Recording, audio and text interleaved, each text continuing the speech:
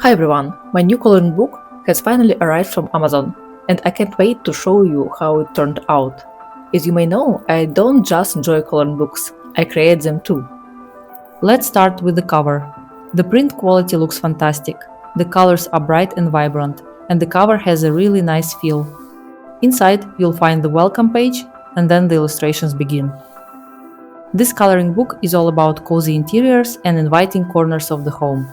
The first illustration features a welcoming front porch, complete with a cute cat and a welcome doormat.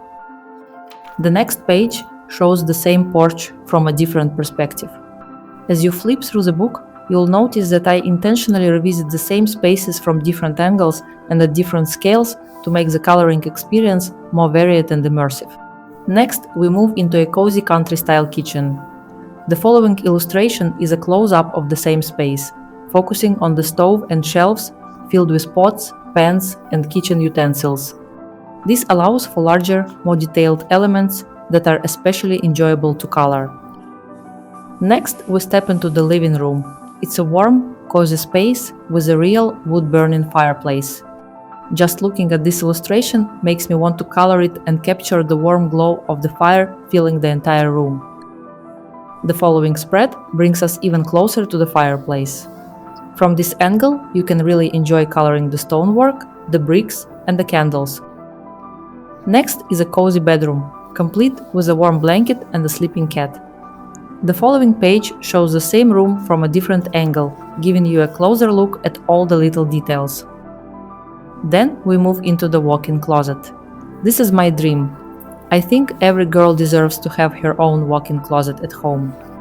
Next is a nursery designed for a very young child. You can tell by the small crib, the baby monitor, and the changing table.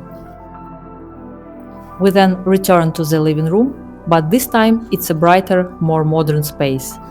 It features a large comfortable sofa, a soft rug, stylish artwork on the walls, and a beautiful oversized houseplant. This page features the entryway. It's such an important part of any home, a place to leave your shoes, hang up your coat, and set down a wet umbrella after coming inside. Next is the bathroom, one of my favorite illustrations in the book. I always enjoy drawing bathtubs filled with bubbles, and they are just as fun to color. The close-up page lets you focus on all those bubbly details, along with a cute little rubber duck. The next spread takes us into a greenhouse, or winter garden.